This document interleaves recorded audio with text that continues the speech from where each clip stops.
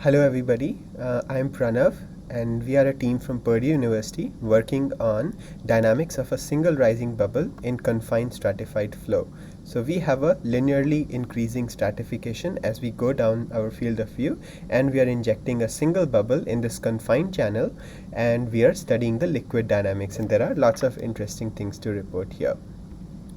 Well, why do we care about this? Well, stratified flows are ubiquitous in nature, and in oceans, saline stratification can trap myriads of pollutants, making the cleanup really difficult. That's why if we have rising bubbles, it can carry buoyant sediments in its wake and bring it to the surface. As well as we can also create a bubble curtain, which will, if there is suppose an oil spill, it will prevent it from spreading, as well as it makes the cleanup really easy. So how do we do the experiments? Well, we have an acrylic channel with a confinement of 2.5 mm, and we create the stratification linear from where we have low salt concentration on top and higher salt concentration at the bottom, and we create that using two pumps of variable flows. And we consider three different cases of stratification, and we record our field of view with a stereo setup with two cameras recording at 500 frames per second, and we pulse the LED. So we quantify the stratification with a quantity called Froude number, which is dependent on Brunt-Väisälä frequency and the density gradient in the field of view that I specified in the slide before.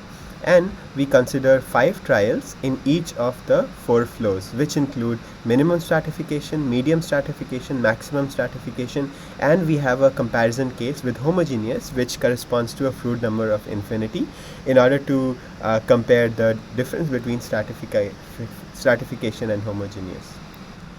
We determine various bubble characteristics and find the stratification using an image segmentation algorithm to detect the bubble boundary, as can be seen in this video. And then we can use such a algorithm to obtain time evolution properties of the bubble. For example, we can see that the velocity in the x direction and y direction of the bubble oscillates. At the same time, we can gather the diameter and the eccentricity of the bubble also, and we see that there is an oscillation in each of them. Finally, we can use these characteristics that we find from the velocity and the diameter to calculate our Froude number according to the definition in the previous slide, and we consider 4 different cases of homogeneous and the 3 different stratified cases. We perform our experiment by first performing calibration with a camera magnification of 20 micrometers per pixel. Then we have a camera overlap of 11 times 16 diameters of the bubble. We then perform self-calibration and converge it to less than 1 pixels of disparity and use about 3 to 6 iterations. And then we perform the planar 2D planar processing, and we use pyramid correlations, and we use a grid of 50 points in the wake. Finally, we do stereo reconstruction with the Soloff method. So one of the key things that we found is in relation to the significant out-of-plane velocity that when the bubble is rising in homogeneous flow, which actually researchers have previously ignored and considered to be negligible. So in the stress rate tensor, they only considered the 2D terms. However, through our stereoscopic measurements, we found that the out-of-plane component in bubble rising in homogeneous flow is of the order of 60 to 70% of the bubble velocity.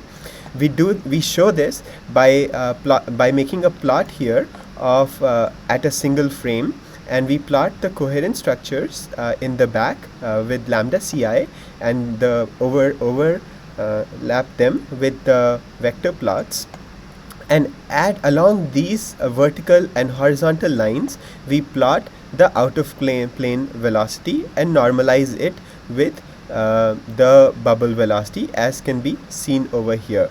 And in both vertical direction and in the horizontal direction, we find that the out of plane component is quite important here. That cannot be ignored.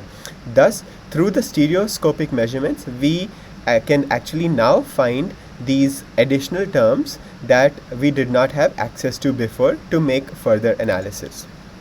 However, since we are not doing a fully resolved 3D measurement, we do not have access to these unknown parameters.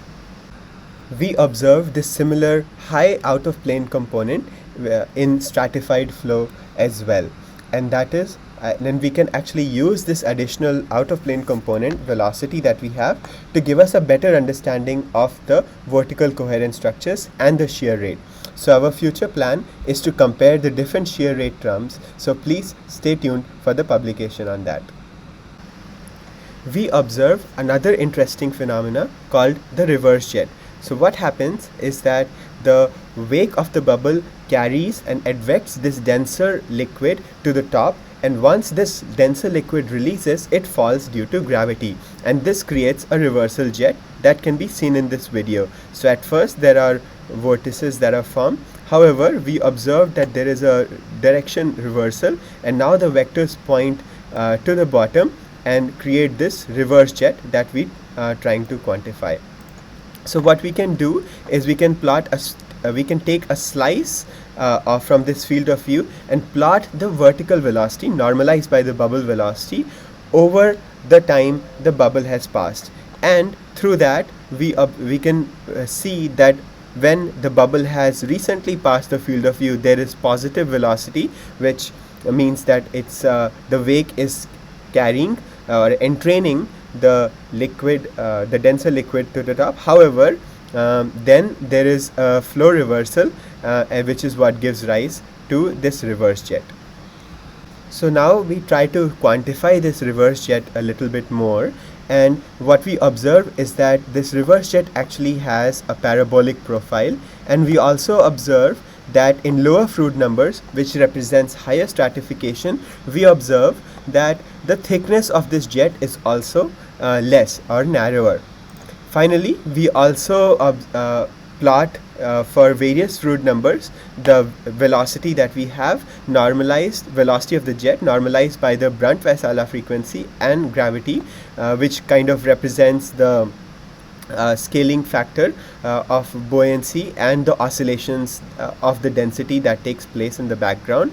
And we observe that in higher stratifications or lower Froude number, we get a lower or a much more negative velocity of the jet. That means the jet is stronger.